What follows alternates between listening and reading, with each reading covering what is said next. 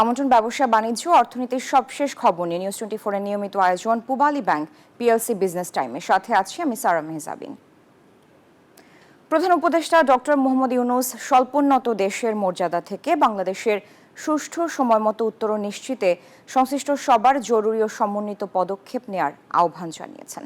শনিবার state guest house যমুনায় অনুষ্ঠিত এলডিসি উত্তরণ কমিটির এক উচ্চ পর্যায়ের বৈঠকে তিনি আহ্বান জানান। বৈঠকে উত্তরণের জন্য নির্ধারিত মূল কার্যাবলীর অগ্রগতি পর্যালোচনা করা হয়। প্রধান উপদেষ্টা বলেন, এই পুরো বিষয়টি হলো সমন্বয়ের। বিনিয়োগকারী, অর্থায়নকারী ও উন্নয়ন সহযোগীদের দৃষ্টি ও সহায়তা ইতোমধ্যেই পাওয়া হয়েছে। এখন দরকার চলমান প্রচেষ্টার উপর ভিত্তি করে এগিয়ে যাওয়া। এ সময় তিনি দ্রুততা উদ্দেশ্য নিয়ে সমষ্টিগত পদক্ষেপ জোরদারের আহ্বানও জানান।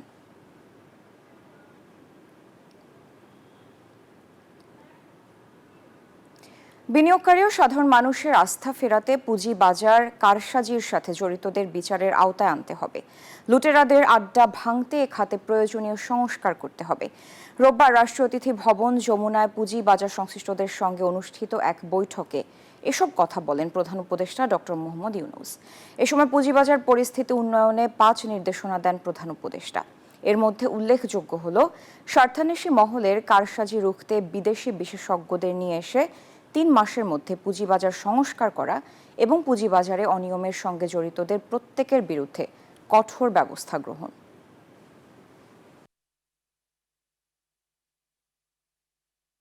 আজকে একটা খুবই ইম্পর্টেন্ট একটা মিটিং ছিল আমাদের চিফ অ্যাডভাইজারের সাথে।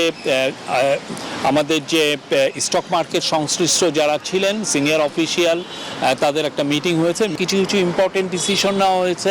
প্রথম কথা হচ্ছে যে চিফ অ্যাডভাইজার কিছু নির্দেশনা দিয়েছেন। আমরা বলবো যে 5টা মেজর নির্দেশনা দিয়েছেন এবং আমরা আশা করছি যে খুব দ্রুত স্টক মার্কেটে আমরা রিয়াল এবং মিনিংফুল রিফর্ম দেখতে পারবো।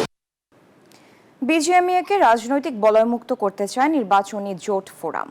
একই সঙ্গে এসএমই, নন বন্ড কারখানা ও নতুন উদ্যোক্তাদের সর্বোচ্চ সহায়তা দেওয়ার কথা জানিয়েছেন ফোরামের নেতারা। রাজধানীতে মিট দ্য প্রেস অনুষ্ঠানে তারা আরও বলেন, এই জোট নির্বাচিত হলে শিল্পের নিরাপত্তা, শ্রম অধিকার নিশ্চিতকরণ এবং প্রকৃত রপ্তানিকারকদের সদস্য পদ নিশ্চিত করা হবে।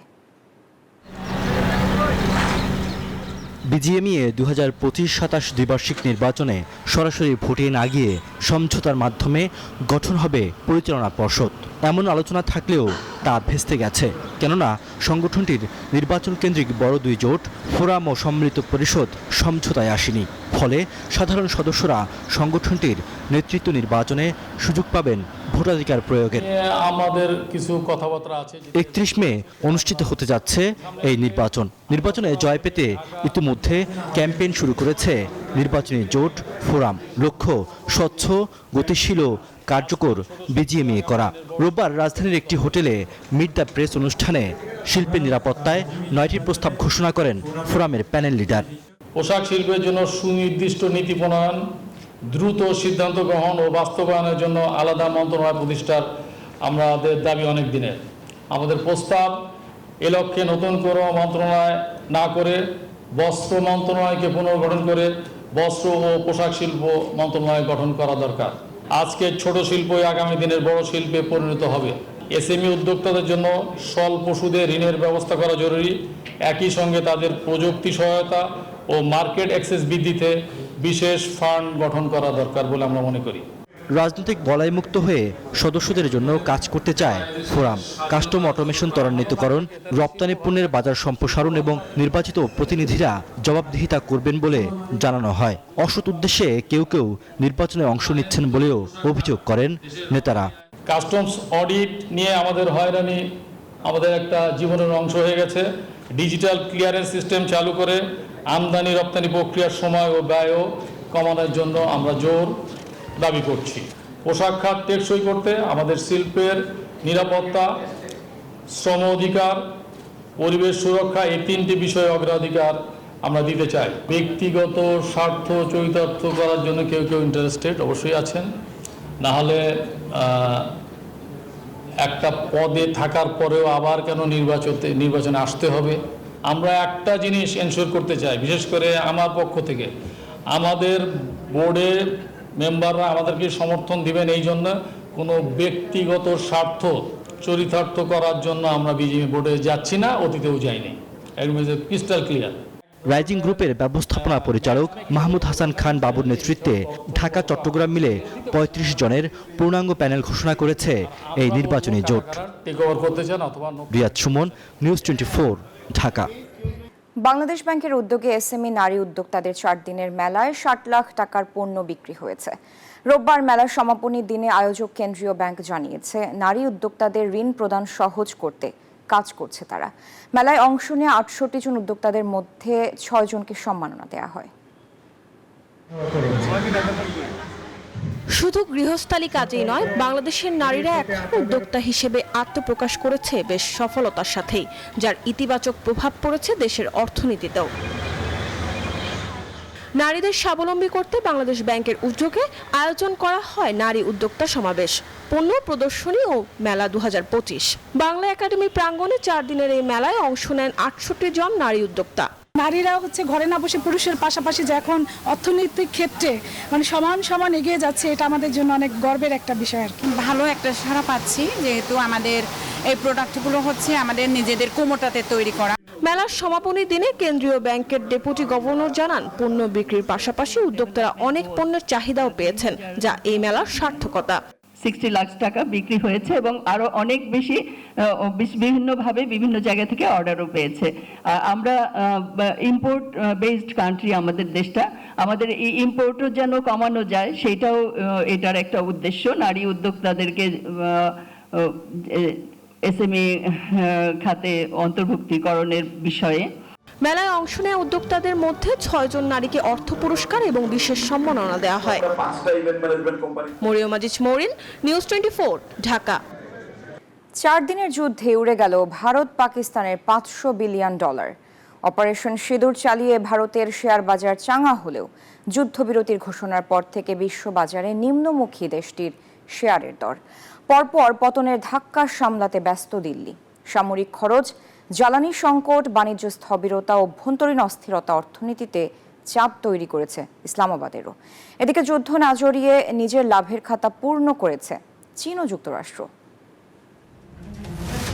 কাশ্মীর ইস্যুতে চলমান সংঘাতে অর্থনীতির চাপে ভারত পাকিস্তান। 4 সপ্তাহের এই উত্তেজনায় সামরিক ব্যয়ের পাশাপাশি অর্থনীতির নানা খাতে দেখা দিয়েছে মারাত্মক ক্ষতির আশঙ্কা।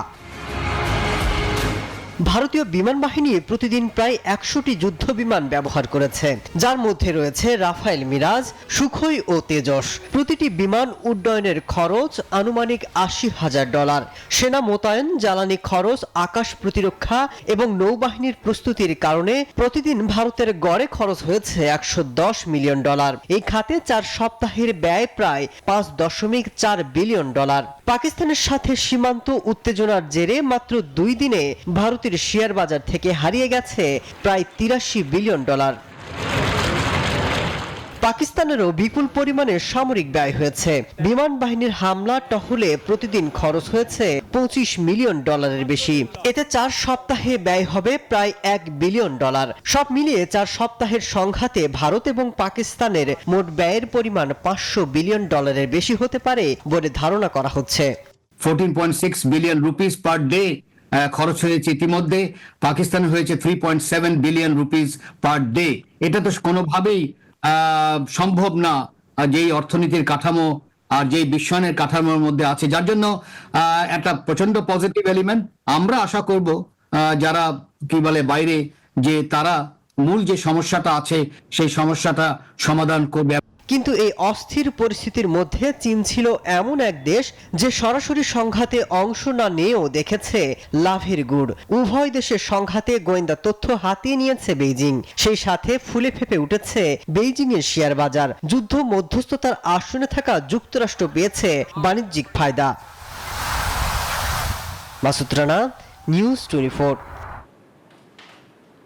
বিজনেস টাইমের সময় হলো একটি বিরতি। ফিরছি আরও খবর নিয়ে, সাথে থাকুন। আমন্ত্রণ আরেকবার বিজনেস টাইমে। সুইজারল্যান্ডের জেনেভায় চীন ও যুক্তরাষ্ট্রের মধ্যে দ্বিতীয় দিনের মতো বাণিজ্য বৈঠক অনুষ্ঠিত হয়েছে।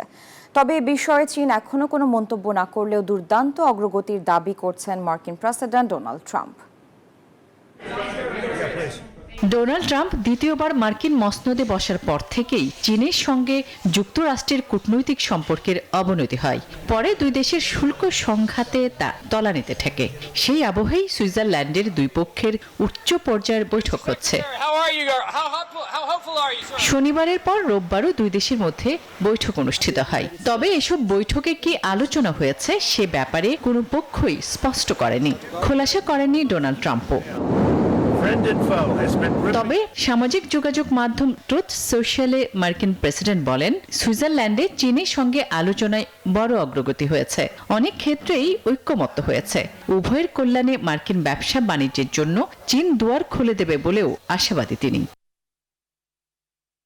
এই আলোচনায় যুক্তরাষ্ট্রের নেতৃত্ব দিচ্ছেন মার্কিন অর্থমন্ত্রী স্কট বেসেন্ট, আর চীনা উপপ্রধানমন্ত্রী হি লিফেং চীনের পক্ষে এই আলোচনার নেতৃত্ব দিচ্ছেন।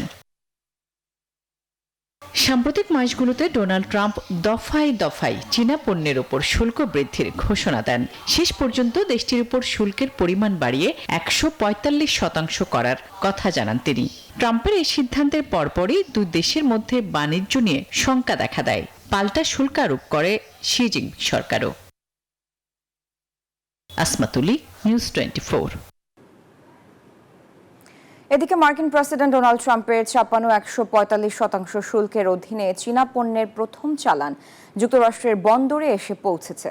শনিবার ক্যালিফোর্নিয়া, লস অ্যাঞ্জেলেস ও লং বিচ বন্দরে খালাস করা হয়েছে এমন হাজারো কন্টেইনার যেগুলো শুল্ক কার্যকর হওয়ার পরই চীন থেকে রওনা দেয়। অ্যামাজন, হোম ডিপো, ট্রাক্টর সাপ্লাইয়ের মতো বড় কোম্পানি নিত্য প্রয়োজনীয় জিনিস, গৃহস্থালী সরঞ্জাম, পোশাক এবং আসবাবপত্র রয়েছে এই চালানে। এই ছিল সংবাদে। ধন্যবাদ সাথে থাকার জন্য।